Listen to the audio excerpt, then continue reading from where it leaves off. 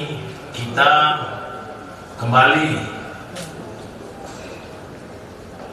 melakukan press release di mana pengungkapan yang dilakukan oleh jajaran Badan Narkotika Nasional Republik Indonesia bekerja sama dengan stakeholders yang ada, di mana dari hasil rate planning and execution atau RPE itu berada di tempat atau 5 tempat yang berbeda dengan total metamfetamin atau syabu ini 202,39 kg dan ekstasi 19.700 butir.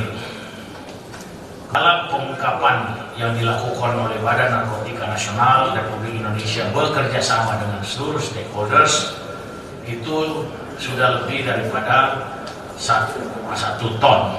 Rekan kita dari jajaran Bea Cukai yang selalu bekerja sama dan bersama-sama dengan jajaran BNN untuk terlibat aktif dalam memerangi dan mengurangi peredaran gelap narkoba.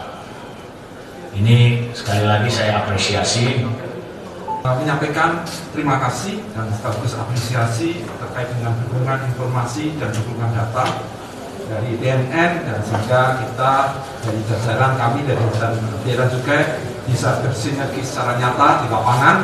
Dan rekan-rekan wartawan, perlu kami sampaikan bahwa sejak 2018 sampai 2021 sudah 539 penindakan dengan total 6,67 ton hasil sinergi jajaran juga dengan BNN.